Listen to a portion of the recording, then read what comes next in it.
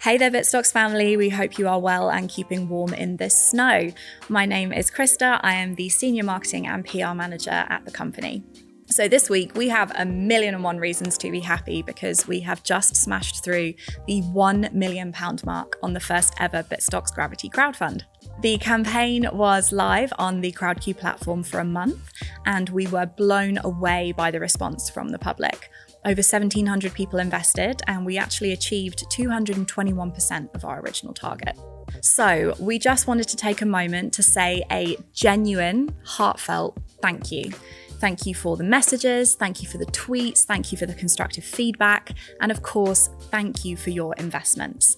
We are so grateful to have you all on this journey with us as we work to bring real transparency to the world of finance through the power of Bitcoin. So with that, enjoy the podcast and we'll talk to you soon. And we are live. So this is episode 33, which, funny enough, that in itself is quite significant because the conversation I'm going to be having with Ruth, I'm sure we're going to dance into a variety of different subject areas. I'm sure numerology might be one of them. But Ruth has actually caught my attention. We were speaking about this just before we went live. As a very, very holistic thinker, someone who is clearly excited and interested in very similar subject matters to myself and many people over at Bitstocks. And I've always been quite curious, really, Ruth, as to where your interest stemmed from, what led you up to Bitcoin. I know River had many good things to say about you as well. So I know you're there as a support beam for people in the space as well. Introduce yourself, Ruth. Like, you've got a platform, you've got a format, you've been so active. Talk to us. Introduce yourself. Basically, I've been interested in Bitcoin since about 2010, so a really long time. It was suggested to me by YouTube. So there was no one who introduced me to it. It was literally, there was a YouTube video about Bitcoin and I watched it and I was like, oh my God, this is exactly what we need. I run a business called Performance Ticket Printers, where we print tickets and for the events industry. And basically around about that time when I discovered Bitcoin, I was also coming up with the idea of printing vouchers in our business, gift vouchers, right? Okay. The reason why I was thinking about doing that was because the economy had taken a really bad turn in 2008 and they started to print lots of money, as you know, in QE. And I was thinking, how can we be resilient as a business and sort of, survive what might be coming, devaluation of the pound, the sort of economic turmoil that might be coming. And I came up with the idea basically that there might come a time where it might become more obvious over time that businesses need to be able to offer a service at a sort of a fixed price. Be able to offer a voucher, like for a haircut or a meal or, whatever. And for that not to fluctuate in price, because we might get to a point where things were changing so fast, economically speaking, and the value of the pound, that they would have to find ways to sort of keep up with that. Now, we've not even quite reached that point yet, but I do think we will get there. Yeah.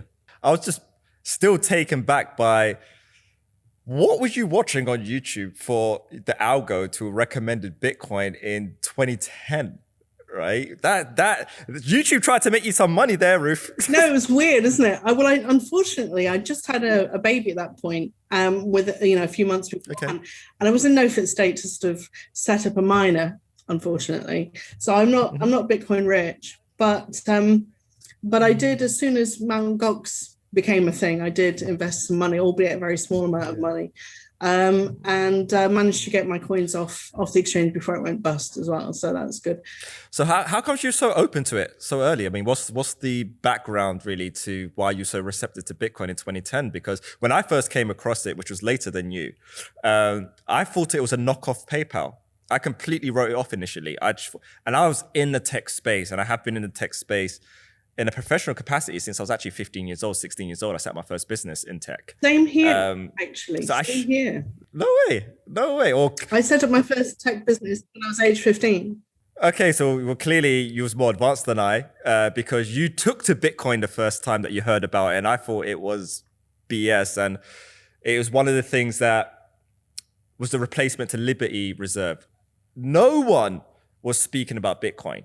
This is probably 2012, maybe probably around 2010, and all the transactions were happening around like Liberty Reserve and all of these other things, and then someone did mention Bitcoin, but it was spoken about in such a scammy way, and by guys who you would assume and girls that you assume are kind of on the top of their game in relation to all things computer science, etc.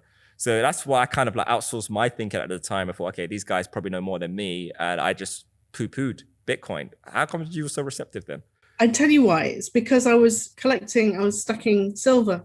So Okay. the colossal damage that 2008 had caused and how close we'd come to, the sort of brink, economically speaking. And I started to look for a way to hedge against the systemic collapse, honestly. And at the time, there was only silver and gold. And I was too poor to save gold. So basically, I do have two investments really, and it's Bitcoin, SV, and silver. So and I've still got it. I've still got every ounce I've ever bought. There's an incredible amount of chatter on silver at the moment. So you must be feeling like very, very comfortable in your silver position, right? I assume it's physical. Well, yes and no. I mean, we've seen that they have an immense ability to completely hold down this market for as long as they like. And clearly, it's very pivotally important to the financial system that they do. Are we talking about silver or Bitcoin SV? Both. Because I think it's both. But I do think they're both vastly manipulated down. I mean, I really do. I think that we've got serious enemies in Bitcoin SV, in the legacy financial system, if nothing else. So, but yeah, I was in the mindset where I understood what sound money meant, and I understood the need for it, and I understood the fact that, at some point or other, we were going to come to the end of the currency's lifetime at the moment. And that's not to say that we won't carry on calling things the dollar and the pound. We probably will. But in terms of, I think we're in a really weird spot where you want to say that we're going into a hyperinflation, but honestly, it feels a lot more like deflation, doesn't it? The amount of wealth destruction that's happening at the moment, with businesses being shut down left and right, and loans being called in and paid back and so on. And I really do feel like it's more of a deflationary collapse than anything at the moment. But I completely agree. Clearly going to have to switch over to a new system.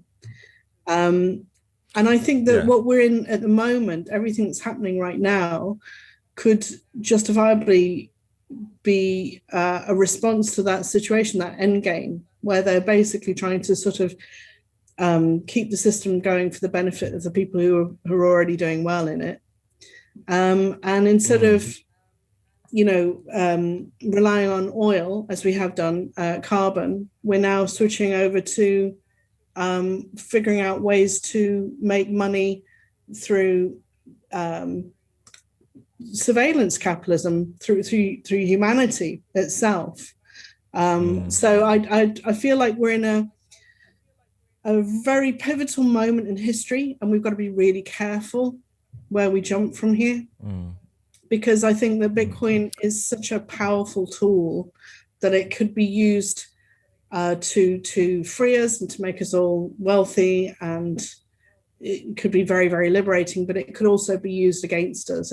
So I do think we've got to choose carefully where we tread from here. How so? When you say used against us, I don't disagree with that statement. If we look at the last 12 years, I would say that this tech and the sentiment around it has been used against us to actually prevent, ironically, the core nature of the technology. But I kind of sense you maybe hinting at something different there. What do you mean exactly by used against us? I'm a bit troubled by the fact that the word blockchain has been hijacked by the Great Reset. and the World Economic Forum seem to be using it a lot whenever they speak about COVID passes and things like that, where basically they're making it so that we have to have biomedical interventions that may or may not be in our best interests in order just to have the same freedom and rights that we enjoyed prior to the COVID epidemic. Yeah. So I am concerned that they are tainting really what should be a really glorious revolutionary technology that could be very, very freeing, and perhaps hijacking this concept and fitting it into a much more sort of authoritarian frame. Do you see where I'm coming from? Yeah, absolutely. And I think, for instance, Microsoft Patent 666, right? Yeah. Anyone who has watched the movie In Time with Justin Timberlake, we're starting to veer towards this world. So In Time there's a couple of reasons why I like to refer to In Time, especially when speaking on Bitcoin and artificial intelligence, is because one is, if you really boil down to it, money is a token representation of human productivity, being time, right? Labor markets, etc., they're all metrics of time. So also then we create an environment, a societal complex, which distracts people and actually has them burning and wasting time with things that are not as profound or as meaningful or impactful, such as who am I, right? To give a simple example. So what they've done in the concept of this movie In Time is, instead of it being an actual currency, time really is the currency. So you can have immortality if you're wealthy, right? So the wealth is, I have such an abundance of time, therefore I am immortal. And even the way that you pay for your drinks, you set the dial as to how much time that you're giving off your clock in order to pay for a drink, right? So all the payments are exactly the same, but it's using time as the metric in order to make the payment. So then you have some people who are obviously on the brink of running out for time, and they're living every month literally time to mouth, really, because if you don't make ends meet by the end of the month, that's it, it's kaput, you're out.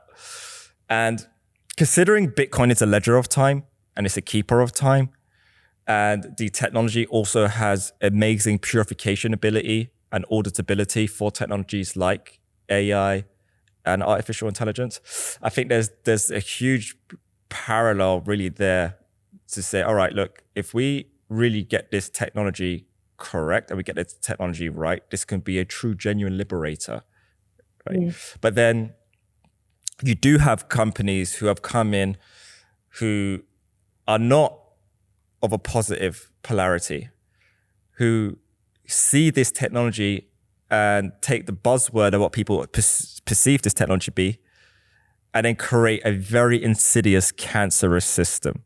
And that, if you read the Microsoft white paper with the patent application, which literally is like patent 666, they're talking about effectively nanotechnology utilizing the human body in a mining process. Right, Internet of Bodies, right? Isn't it? Yeah. So if we then say coordinate that with current affairs, pandemic, like what you brought up, need requirement of a health passport and a vaccination passport effectively to travel and to do the things that once we took for granted only 2 years ago, thinking and under the illusion, how silly are we that we are free as human beings? I mean, how naive are we that we are free, right? And then they're talking about implement a system like this. And then I correlate it with what the central banks are saying. Then I correlate it with the geopolitical situation and our global economic situation. And a cashless society in a world where they interlink it with a blockchain like this really is the worst case scenario and a nightmare of anyone who I would imagine who truly understands what Bitcoin is and what the technology is. So I think that's a very, very, very valid fear. And what do you think we've got to combat that? Well, I think Bitcoin is inherently preserves liberty in a lot of ways. And for instance, I was looking at my wallet the other day and I was noticing that I was getting lots of inputs now from all sorts of various sources. So all the different apps that we've got, Twetch and TDXP and, Palping, and there's loads of them now. And I'm getting little bits of income from all sorts of different sources now on a daily basis. Now, it's tiny amounts. It's not like, life-changing amounts yet, but it really made me realize that just the mere act of everything that I create now, I can attach it, I can put it on an app where it stays my own property, and any income that it generates comes directly to me in my wallet. That alone, in the future that we're going into, I think that could be very, very kind of gig economy based, where you're constantly having to rescale, you're constantly having to find extra sources of income. I think Bitcoin could be a huge player in that, because it's putting the sovereignty back at the individual level, and it's saying, if you create something that has some value to other people, you will continue to benefit from that in perpetuity. And I mean, there's nothing like that in the world at the moment that reflects that. Everything has got a middleman, a broker, a middle tier that's taking the money, or like with Google and Instagram and Facebook and all these other things, they're just straightforwardly not giving you the ownership of the things that you write and create. And they're benefiting from it themselves, and you never see anything. So it's turning a lot of models on their head, and it really needs to happen very badly, I think, at the moment. No doubt. Particularly as everybody's job becomes less and less secure at the moment, particularly. We are going to need, and it would be amazing to think that you could go through life and be a musician, or be a thinker, or create beautiful art or whatever, and really like have patronage for life, and not in a complicated way either. People can be coming in and out of that patronage, flowing like a river, really. So I think in the future, if we get this right, if we get it right, then I think we could be hugely liberating force, allowing people to wear many hats and be all that they can be. I mean, I think it could be hugely, hugely positive and exciting. Totally. I think personally, we've got to make sure that we build morality into everything we do from here onwards, because I think it's going to be very important that we do. And we've got to be very careful who we take money from, who's paying who to build what app, and I think we've got to give that some serious thought, because I think up until now, well, in a weird sort of way, I think over the last year, everything that's happened has been very, very alarming to me, particularly, because I feel sometimes a bit like I can see the Matrix, so I think the more you feel like you can see it, the more frightening. I definitely want to talk. I'm glad that you just hinted on that, because that's where our conversation's going next. I definitely know that the metaphysical side is an area that we need to explore. But something that you just touched on before we go there, that I just want to agree with, but also elaborate on from my own personal experience, right? Being aware and being mindful of whose capital you're taking. So as you may see, or may have seen, Bitstocks has just completed a crowdfund campaign. It's gone incredibly well. We've tipped over $1 million. We've got in excess of 1,600 investors who all believe and resonate with the mission. And the reason why we took that route is we really want to have sight on us as a business. We want people joining us because we are people who are building this for the people. So, and if we're touting transparency as a company, what better way to demonstrate that than welcome people in to help us build it? It's fantastic. So even a podcast, and there's some other stuff that's be coming out of our media that's going to be even more transparent, even more revealing to like welcome the world in as we're building this. But I have been and continue to be fearful and very apprehensive and concerned about willy-nilly accepting capital from anyone predominantly because of what it is that we're building here at Bitstocks and Gravity. And I look at the space over the last 12 years, and I don't assume that I'm going to be void and exempt from anyone's tainted intent. Because the thing that I was mindful of, and Bitstocks was approached for venture capital interests, well, pretty much since inception, there's always been conversations with VCs over the years. But more notably, a couple of years ago, and to be honest with you, we needed the money. I was probably more receptive than I've ever been on the subject matter of VC interest. Offer was made. It was declined ultimately by me in the end because of polarity. I wasn't sure of the polarity, and I wasn't sure if once these people really know what it is that my intent is, what it is we're really building here, that this technology that we're pioneering can not bring transparency to Bitcoin companies. What this technology can do is bring transparency to Goldman Sachs, bring transparency to Barclays, to HSBC. And there's two ways, there's genuinely, Ruth, there's two ways that I still see it going, okay? One of these guys within the next few years is going to try and buy Bitstocks once they've realized what we've built. Yeah. Right?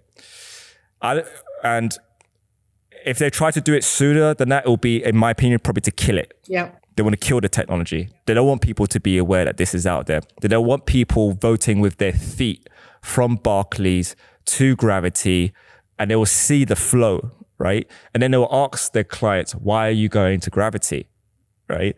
Well, it's because Gravity tells me that the money that I have, say £10,000, they validate that it's there live. I know that they're good for it. I know they're running their healthy fractional reserve ratio.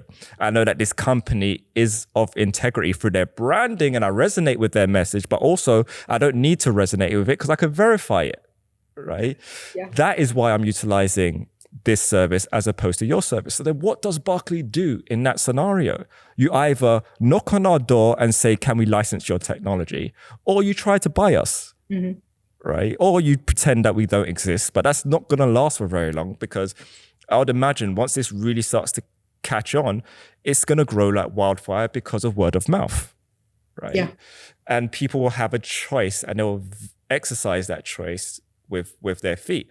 And as great as that is, and a position to be in as an entrepreneur, it's a lot of challenges around that. And there's things that I've been quite aware and fearful of being a reality that's prevented me from taking certain moves that ironically probably would have accelerated things quicker. Oh, sure. I think it's wonderful, Michael. I associate your brand with integrity. You know, don't ever change. Yeah. When I look at you and I look at everything you've done and everything you've said, I can see the deep thought that goes into everything, and the family values, which I love as well. I think that's just wonderful. And I love the fact you did a crowdfund for it. Everything about it is a green light for me, you know. The service is wonderful. I mean, I use it all the time. Thank you. I mean, and genuinely, we've not even got started with all things Gravity. I don't want to make this a very strong conversation about Gravity, but I appreciate. No, but it's a big deal, because I think you don't get enough credit for the fact that you were doing it right. And not many people do it right anymore, because it is very easy to be produced by, you know, bigger interests handing out money. And the one thing I think we've got to keep hold of, and it's getting harder and harder, particularly with this lockdown at the minute, because my business is being crushed because we serve the events industry and so on, is to keep the independence. You need to be able to continue to call the shots in your own business. Totally. And in your own life. But totally. It's so important, and it's so difficult to hang on to when there are, you know, these sort of monstrous entities that just get bigger and bigger and bigger every day, and it's easier and easier for them to buy whatever company that they want. So that independence is like everything. And you and I both know that, because you and I both started a business at 15 and carried on from there, right? Mm-hmm. How many businesses have you had? Oh, I'll say, I think 6 now. But Bitstocks is the first time I've ever, pass through the 5-year mark with any business or idea. Secondly, this is end game for me. There isn't anything after this, and whatever I do create will be under the umbrella of Bitstocks and Gravity. And even the way that this is even being built is being built in a modular fashion to then take better utility of the tool sets that are available today, but also the ones that are coming tomorrow, which actually will allow this business to be run in a distributed fashion. I'm not going to say decentralized, but a distributed fashion. And if we utilize the nature of the technology correctly, meaning ingraining our records to this ledger that is better than doing it on granite stone, then I can roll out a global model without the trust or the insecurities and around integrity and human beings that I'm going to have to interact with globally around the world that I'm doing business with, but I don't even freaking know. I can scale beautifully once I've got my foundations locked in. Absolutely. So Bitstocks, Gravity, for me, to be honest with you, the last 6 years we've been like a research R&D educational firm, right? I didn't want to sprint out the gates and make my mark in the space, get it completely wrong, assuming that I know everything. But at the same time, I didn't want to outsource my thinking to these messiahs on Twitter because I bloody knew they didn't know everything. Sure. So I was like, I'm going to take my time. I'm going to like really try and work things out. I'm going to utilize my own discernment, and I'm going to travel the world. And I'm going to hear from other people who aren't even in the blockchain space, but I'm going to really listen to what they're saying and doing. I know. I love that. Because I know these are some things that you're interested in as well, right? No, it is. I mean, I love Nassim Haramein. I think he's wonderful. I don't know whether I'm saying his name right there. I'm a big fan of Patrick Flanagan as well. Yeah. So do you know what? Funny. Massive fan. I was wearing Flanagan before I started wearing the Art Crystal. So with Flanagan, believer, reincarnated Tesla, or just appreciate him on his own merits? I probably appreciate him on his own merits. I think he is himself. Okay. I say that, sadly he's passed away now, but one of my biggest health breakthroughs is one of his. I don't know whether you've ever tried Megahydrate, but I take it every. I bought a massive stash. I still got a stash of Megahydrate. Well, I did. I bought a huge stash because I thought maybe they'd stop making it after he died, but thankfully it's. Yes, after he died as well, I bought another stash. Yeah. But yeah, in fact, I got a funny story about Megahydrate that involves Nassim as well. Oh, wow. Actually, it's not my experience. Nassim was telling me, because Nassim and Patrick were amazing friends. They're really, really good friends. And unfortunately, I kind of got into, I guess, the resonance circle and becoming friends with Nassim just towards the tail end of Patrick's passing, which was like sucked for multiple reasons. I would have loved to have met Patrick Flanagan, and I actually fell in love with Patrick Flanagan's work. Pyramid Power was the thing that really captivated me. And then I read Pyramid Power 2. It was a couple of things. One is the whole Tesla stuff, which, by the way, I subscribe to. I think there's a lot of credentiality behind his position of claiming that he's a reincarnated Tesla. His achievements as a child were just mind-blowing. Were just incredible, absolutely incredible. And one of the huge things is there's a story on Flanagan, he's narrating himself.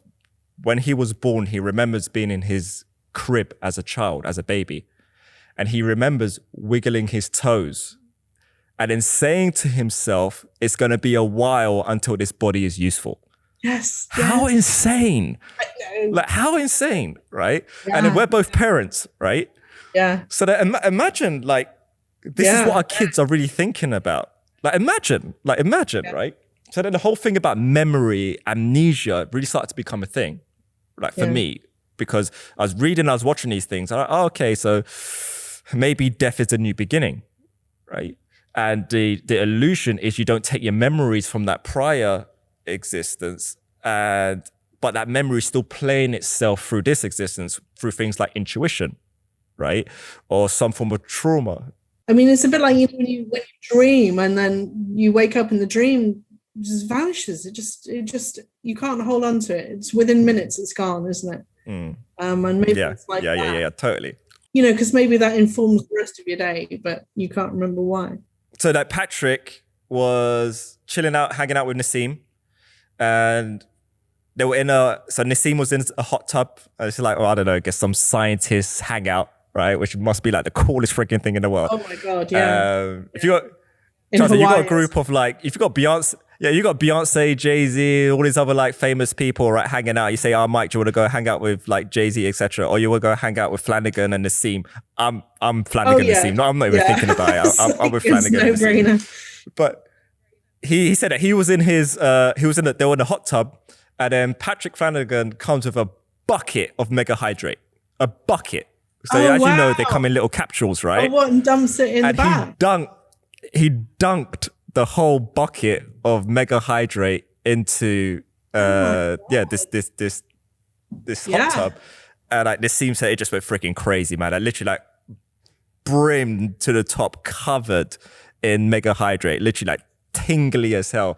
And he goes, one thing that he was always in awe about with Flanagan, and also like troubled by, Flanagan was his own lab rat. Yeah. Right? He would do all the experiments effectively on himself. True scientists do, I think. Totally right. And there's a couple of things that I really took away with Flanagan is he definitely set me on my journey of alchemy. Patrick Flanagan. In fact, in Pyramid Power, you have the formula for monatomic gold. So that's something that I really got into that subject matter quite a few years back. And also mantras. Flanagan was a student. Shiva Shambho. He's a student of that and practicing the Shiva mantra. So now these dudes are awesome. They've been really influential in my life, and explaining Bitcoin to Nassim was awesome. I bet it was. Yes, right. I bet it was. So what's your interest in that subject matter, and what captivated you? I think that the open-mindedness of it all is probably the overwhelming, thing that draws me to it, because Nassim Haramein is just a person who's just, his mind is open in a way that nobody else's is. And I remember hearing his very long set of lectures. Do you remember?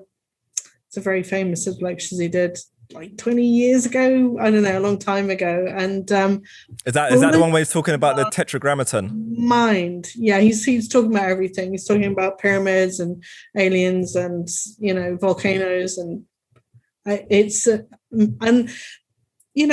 I love the fact that he's free enough that he can throw everything out and just start from first principles and just rebuild it from the bottom up. And that really appeals to me. And you can see it in Bitcoin, all the things that I really love. You can see that there are people who have disregarded what's come before. I mean, no, they're building on the shoulders of giants, but they've largely started from scratch. And they've said, right, let's just figure this out again from nothing. And they've been free enough to do that. And not many people are free enough to do that. Absolutely. And also to take the scrutiny as well. Like, one of the funny things that Nassim says is that he gets so many tomatoes thrown at him, like on stage, right, in the past. Yeah.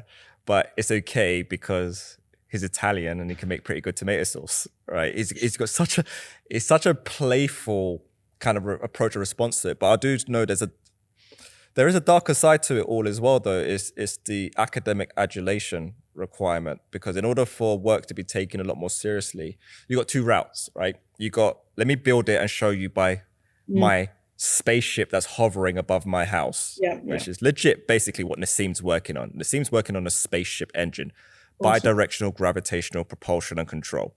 I've put my hands on the engine that he's building, and he's making leaps and bounds in that subject matter. I'll tell you what, I've got full confidence that he's going to crack it. And when he does, Elon's going to be the first one at his door.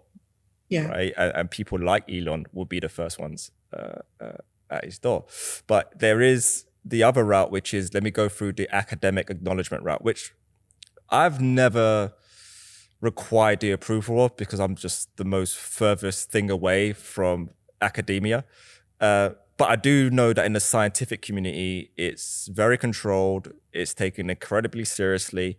And Nassim has been on the brunt end of, I guess, the academic official process, because it's like, as a global collective, we idealize people for far too long. And I don't want this to be a disrespectful statement. Like, I love Einstein. I respect and appreciate what Einstein brought to this world, right? But for us to put him on a pedestal and say, this is the marvel of what human beings achieved, and that's in the past, I fundamentally think is absolutely freaking ridiculous. Just like, I have a son, I have a daughter, daddy is intelligent, but you are to be far beyond. You take the bloodline to the next level and the next stages, right? We want that for our kids. So why don't we then look at Einstein and say, why can't we surpass this man? Absolutely. I mean, he was an absolute genius. Doesn't mean that everything he said is true. I'm walking on some pretty hallowed ground here, and I, perhaps shouldn't, but I think that you're right about Nassim Haramein's and Patrick Flanagan's playfulness. And one of my favorites is a guy called Ray Peat as well. He's another one of my mentors. And then there's Craig Wright. And Craig does really like to get his academic qualifications, but you can tell he's playing. He's loving it. He's loving his life. And he's saying, all right, I've got this very serious business and these very serious goals, but I'm not going to stop doing all the stuff that interests me for a second. And don't think that I would stop for a second.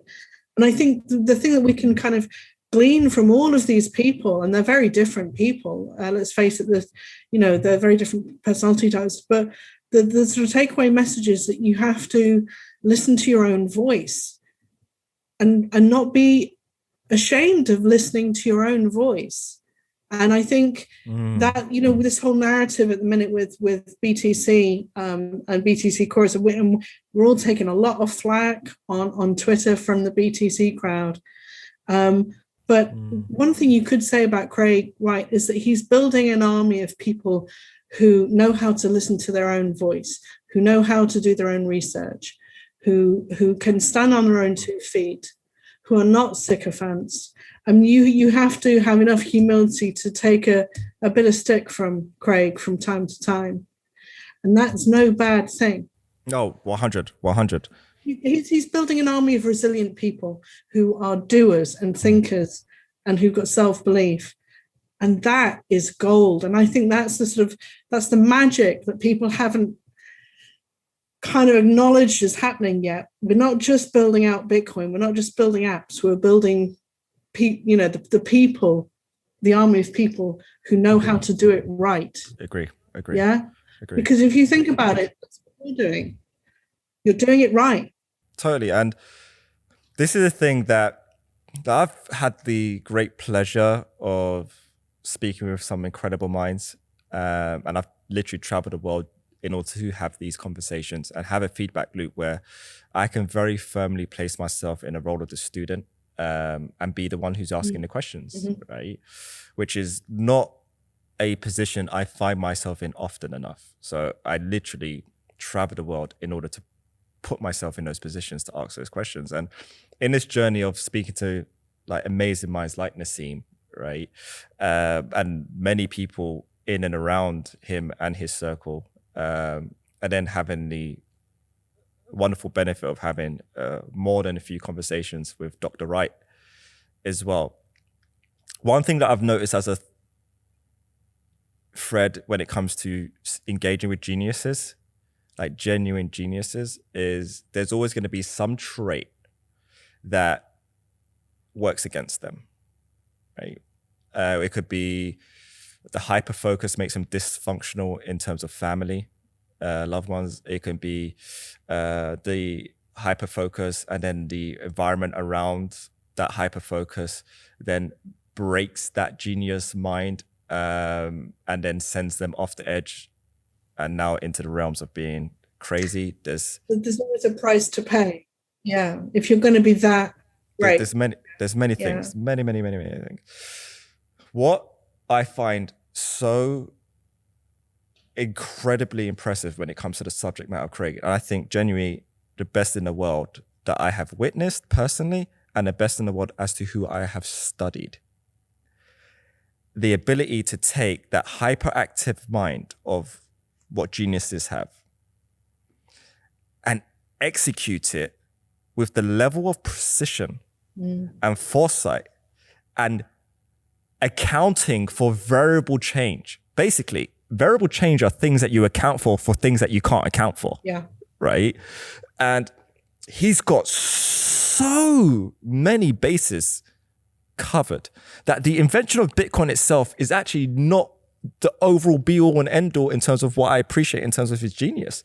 It is how he wrote this out and how he psychoanalyzed human beings in a collective and then could predict how all of this incredible individuality as a collective will act under these conditions, right? Obviously didn't get them all right, because the real malevolence came in and all of these big interests, and then he realized what he created and who he got the attention of, and a freaking wave of this like onslaught of old guard status quo.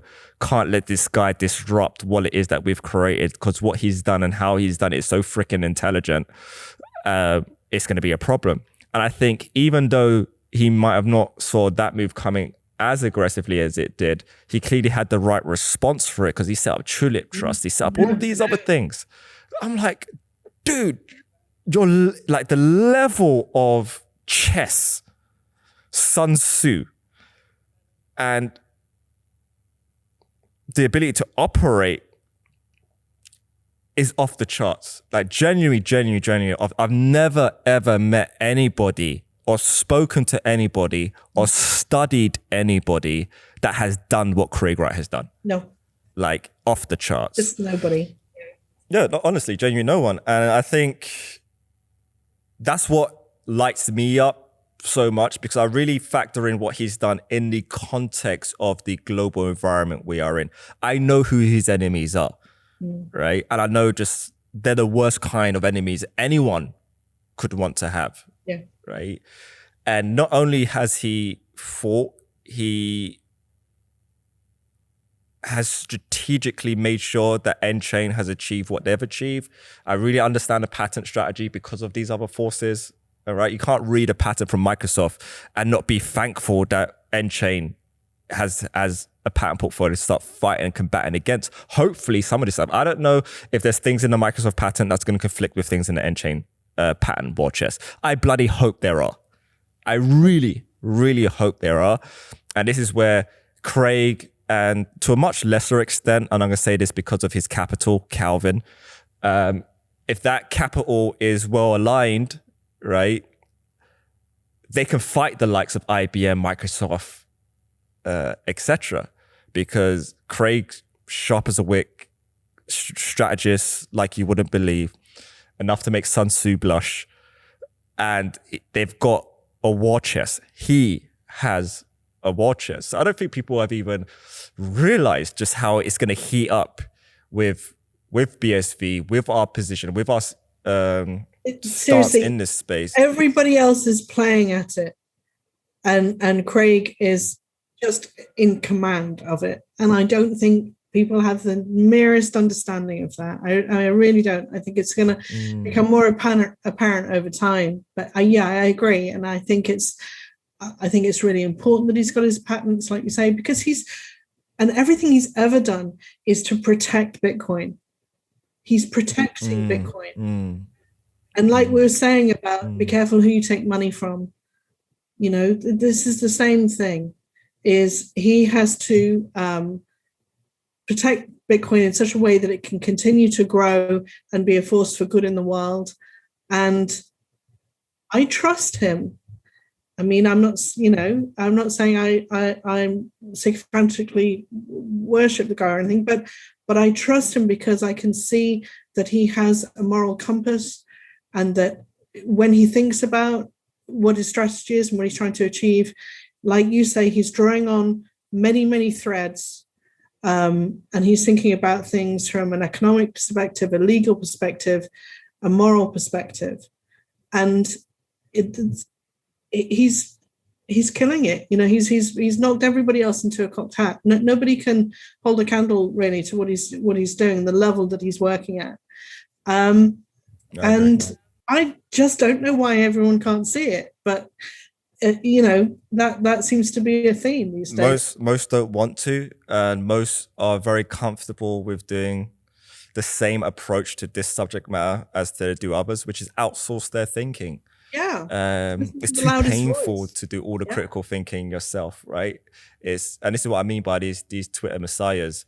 And when we have this huge grand awakening of realization, period, and this isn't just the crypto space. Let me ask you a question, actually. Are you more bullish or bearish in a Biden presidency in terms of Bitcoin SV? Oh God, that's a really difficult question to answer. I am a Biden presidency scares me. I think he's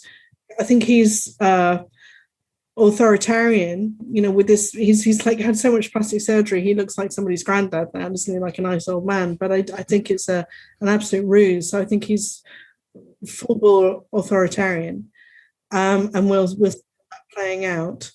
But then the things that he does that play out might make it so that there's more of a need for Bitcoin to come to the fore faster than ever than would have been the case otherwise. Because I think that, Trump was no saint either, but he, as I've often said actually on Twitter, the people I vote for now, I vote them on the basis of whether they're a psychopath or not a psychopath. And that's about it, honestly. I've always been a liberal. I did a philosophy degree and I was a liberal at university, and I'm still a liberal now. But a classical liberal in the philosophical sense really is what I mean. But I don't, there's nobody I could vote for anymore. The last person I voted for was Jeremy Corbyn, and it wasn't because I wanted socialism per se. Is because I believed him to not be a psychopath. That's a very, very low bar on which to vote for somebody I know. That's a really low bar. Yeah. But it's about all we've got at the minute. And the trouble is, I don't think I could say the same for Keir Starmer. So it's not that I was voting for the Labour Party as such. I was voting for somebody who I thought had a speck of morality about them. And that's where we're at the minute, I think, in this back end of this that's fair enough. Failing economic system. Reason why I ask is I think the worst of this pandemic hasn't really kicked off. I think we're starting to see the real evidence, most certainly in the UK. Every high street, whether it be Essex Road, Kings Road, or Wood Green. It's a ghost town. Every high street now, I'm seeing the effects. Like the shops that you now know with confirmation aren't coming back because they're packed up, they're boarded up. And I'm not talking about just the small guys, the medium-sized businesses as well. Yeah, I know. I drove through Knutsford yesterday, which is a lovely posh town in Cheshire, and all Laura Ashley was gone, and the big names that you thought would never go. Yeah. Like if we're looking at like 10% unemployment, this great reset ain't gonna be a joke. Yeah. No. Like this great reset ain't gonna be a joke. Like it's coming. And with the Biden presidency, I do see this agenda now most certainly rolling out. Absolutely. And the economic aspect is the aspect that really ultimately all of this links into. I mean, right now, I think we can both agree there's an incredible amount of overreach from government, right? Which historically has always been the condition, one of the major preconditions that causes the collapse, the same thing that collapsed the Roman Empire. So you have an overreach of government power, and then you're going to have a destabilization effect of the currency because people then have an all-time low belief in government. So now you're going to have that hoarding effect, which it doesn't matter if we've gone through an inflation cycle, if government overreach as well as these economic printing cycles then cause you and I to be at maximum peak all-time high fearfulness of our futures, then it doesn't matter how much money you're printing, I'm going to sit on it, right? Or I'm going to sit, I'm going to put it in silver, I'm going to hold it, or I'm going to put it in gold, right? And this is where that deflationary effect that you mentioned at the beginning of our conversation is starting to manifest. I do see that. There's no way that any rational human being, whether you're an economist or not, is driving down their high street and getting confidence. No. Right? So if I'm driving down my high street and I'm seeing Laura Ashley go out of business, I ain't trying to spend abundantly. I ain't trying to overspend. Like it's now in survival mode, right? And I'm thinking more, I've got to get some water and some rice and some pasta. I've got to start packing out my pantry. Right? I got to start getting ready because I think food prices are going to go through the roof soon. They're already happening in China, going through the absolute roof. In China, and the economic side and the economic impact I genuinely feel is next, and what they're going to do to try and maybe kick the can a little bit down the road for a little bit longer is they're going to put all of the water in the fishbowl and they could prevent that fishbowl from leaking. And the way that you prevent your fishbowl from leaking, basically you run into the bank and saying, can I have all of my money, please? Right? You create a cashless society. Yeah, you create cashless society. And once we go cashless, in a Biden presidency, a Biden world, Biden and Yellen, why the hell are they going to let Bitcoin survive when they've now completed the mission, which is they've digitized everything, they've learned from the technology. Things like Lightning aren't even needed anymore because now they don't even need you to run it that way so they can run what they're running and keep tabs on everyone else. They've just got CB blockchain, right? That is going to be a very, very, very polarizing moment for this technology, right? I think it's going to be short-term, a little bit of a captor of humanity if it's rolled out, implemented this way. But also, this is why it's so hyper important that at the same time, we do have the polarization, we do have the alternative. This is genuinely why I've built Gravity. Like 3 years in advance, I'm saying this moment's coming. Yeah, exactly. We have to exist or else we're in trouble. And fundamentally, like Ruth, it's still an experiment, Ruth, because I don't know, right? Like I can do everything my end. And this is why I'm looking at the regulators, the frameworks of the regulators, and I'm looking at this stuff and saying, okay, this is what they want from us. Let's give them more. Right? Let's give them more because we've got this technology and we could do it live. Let's give them more than what they asked for. Because from my standpoint, I'm already getting ready for war, right? That someone eventually somewhere is going to throw my ass in court, right? And somehow try to make me unstuck because what we're doing is so good, it's so revolutionary, it's so freaking transparent. So like our approach to preempt and have our argument is we're giving you more than you ever would have asked for. We're hyper transparent, right? So it's very difficult to build a case against us utilizing this public ledger to deliver a service in your arena that not one user is complaining about, not one auditor's complaining about, not one regulator's complaining about, right? So the only reason why this upsets you is because I kick in the shins of the old guard. Absolutely, yeah. Right? But it's still an experiment, Ruth, because I look at the US situations and say the election results and the rigging, etc. I'm like, a court in the land, no court in the land heard that case out. Whether you're Biden or Trump is irrelevant. This is democracy, right? So that wasn't heard. And then I look at the Bitcoin stuff, I look at the Craig Wright cases, and I look at all these things, and I think, like, my opinion of courts now has changed. I don't have as much confidence in the court system. So I think we've got a hell of an experiment unfolding. And I'm hyper optimistic. Well, I'm glad. Well, I'd love to be hyper optimistic with you, but I do sort of want to just occasionally sound a note of caution because I think, like you say, I think that they're going to want to use their blockchain. not our blockchain. Yes. And yes. So we must continue to exist. And that's one of the reasons why it's so important that it operates within the law. Because just like you said about gravity, is we have to be better than the rest. We have to be 10 times better than the rest in order to be allowed to continue to exist. So there's absolutely no use in going around saying, oh, it doesn't matter about law. It absolutely matters about law. And as you and I both know, operating in the real world, we've both had several businesses each. You don't last long if you start flouting the law. You just, back in the real world, you have to obey the law. And that's not a bad thing. Because what we really want the governments to do is also to obey the law, and that's not what we've been getting for quite a long time now. And so, as Craig says, it's the idea is to regulate everybody.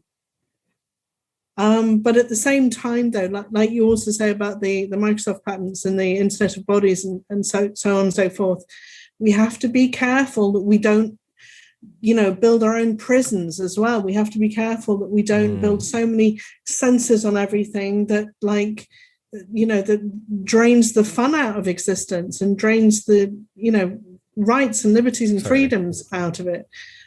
So we're at just a most critical moment in history, I think. And we have to be as intelligent as Craig Wright and as imaginative and tread very, very carefully where we go from here. But absolutely agree with him. There is no point, what does he always say, kicking a 1,000-pound gorilla in the nuts or whatever. You've got to do it right. And that's the only path to success. And what it means at the end of the day is that we're going to come out with better products and better services and a lot of very happy customers, What would you like to see this year? So this year and within the next 3 years, what would you like to see come out of this space? God, now you're asking. That's a big question. I'd like to see us sort of put the nail in the coffin to Ethereum and BTC, honestly. I'd like... Are you going at him? You're going for him? The jugular a bit. The thing is that the Ethereum and Bitcoin, BTC that is, are not doing anything that we don't already do. And so I'd like that to be demonstrated once and for all. When I see these ridiculous Ethereum gas fees and all that kind of thing, I'd like that to, because I know that these people who are using these systems are figuring it out for themselves. You can see that that's happening. People are going, hang on a minute, this doesn't make any financial sense. And that's going to happen more and more. But I want us to be, really welcoming and invite them over, invite them in. I'd like it to be a bit less combative. I think that we're all in a sort of a similar space, and we should be sort of resonating with each other more. And that's one of the things that I quite liked about this Silver Squeeze campaign, is because no matter which version of cryptocurrency you like best, you can all agree that it would probably be wise to own a few ounces of silver, right? It's not going to hurt anybody to own 10 ounces of silver, particularly when, with the way things are these days. So it would be nice if we could find some pillars around which we can agree, some sort of Schelling points as a community. And in terms of products and services, I'd love to see everything that's already set in motion just get better and better. I mean, I love Streamanity. I think that's awesome.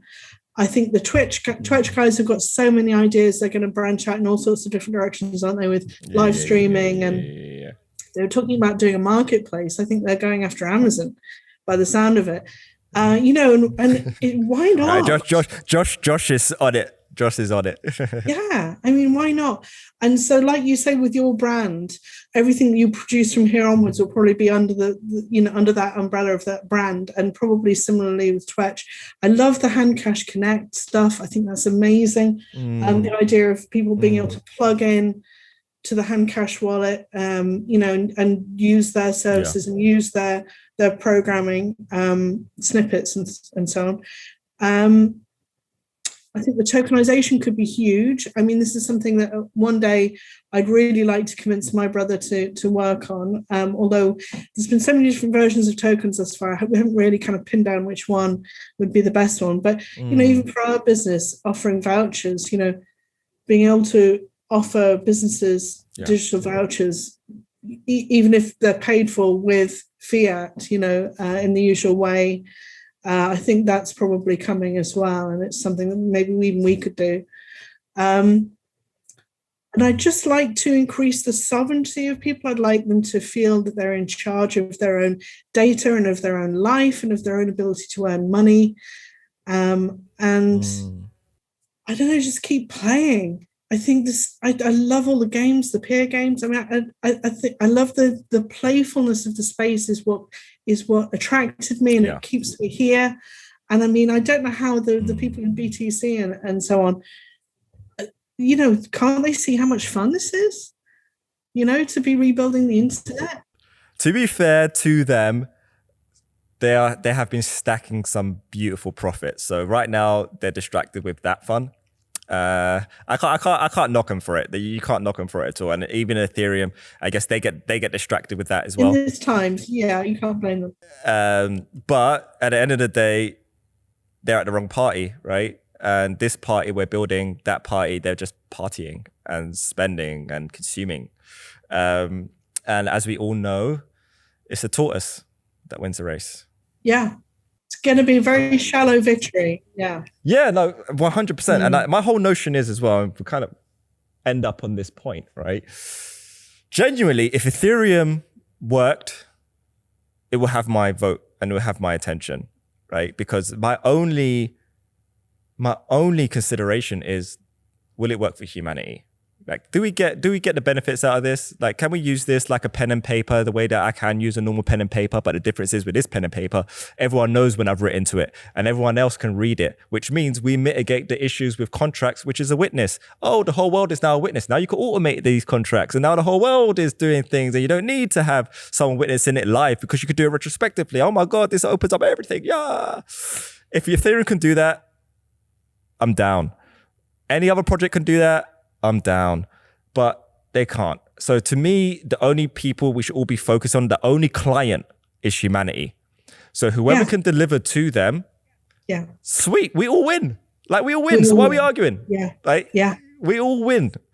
And that's definitely the vibe that we're going to have with this podcast. I would love to have Ethereum people on here. I want the biggest Ethereum people. I will speak to Vitalik. I have a great conversation with Vitalik. I have a plethora of questions with Vitalik, and you might not enjoy the conversation as much as I will enjoy the conversation, but I will talk to Vitalik. I'll talk to Roger. I'll talk to, what's his name? The guy that just pumps things all the time. Pommelino? Pompliano. Anthony Pommelino. Is that right? I don't know if his name right. I don't know. But right. All those guys. They're good guys. I don't think that, I mean, we kind of went off in different directions, but like I say, we're all trying to benefit humanity here. We're just, coming from a slightly. Well, I don't know if that's their agenda, but I know from my standpoint, I want to have conversations. I really want people to get a better perspective as to the benefits of this technology. I don't need people to have a better perspective. But I just want to have great conversations with people who are operating in this space and just let us at least find middle ground. Like a podcast that went out last week with Mete Koban. So Mete is a politician here in the UK, really young guy, very in tune with grassroots movements, really wants to represent the minorities. He's a minority, obviously, himself. And he is a Biden supporter, a super pro Biden supporter. We couldn't be more opposed on our political views. All right. And considering how heated these political situations are right now, we could not be more opposed. But at the same time, what that conversation demonstrates is two young gentlemen who do have very opposing views, respectfully treating each other as brothers and trying to find a middle ground, because that's the way to have discourse, right? That's the freaking way to show respect to any other human being. But like, secondly, it's acceptance, right? Yeah. And also me opening myself to being educated to things that I was unaware of. But it's really important that we showed that and we set that example. And I wish we just done way more of it in the crypto space. Absolutely. Respectful communication is so important. And it seems to get lost a lot these days. But respectful communication is where it's at. And find something in the other person that you resonate with and resonate away. There's no need for hate. Who would you like to have? Who would you like to have on a Bitstocks podcast? So it could be any field, any camp, and maybe my team will try and work their way in getting that person on board. Who would you like to see us have a conversation with? I always love listening to Dr Craig Wright. As you know, he and I are good buddies. Yeah, Joe, I think that's getting scheduled. I think he might even already be scheduled. Awesome. That's good. that would be cool. That would be cool. That would be cool. Brendan Lee, he's always awesome. Yeah, we've not had him on. on. Who else? God. I think Daniel will be a good one. Because is he linked with, what's his name? Bitcoin Tramp? The guy that loves my trainers, but I think despises everything else about me. I think he loves you, really. He's just he's got quite a wicked, an evil streak in him. He's got some fixation. Yeah. But hey, don't you like TDXP though that Nikki's working on? It's the dog's bollocks. I think I'm very impressed by it. Very impressed. Listen, I'm cool as a cucumber. I want to give everyone airtime. So if he's building something amazing, like he can come on, like that. Everyone's sweet and welcome. Like water's off a duck's back with me. I think he likes to joke. I think I would say, but yeah, let's give everyone the benefit of the doubt. I do appreciate that he appreciates my trainer game. So that's all that matters.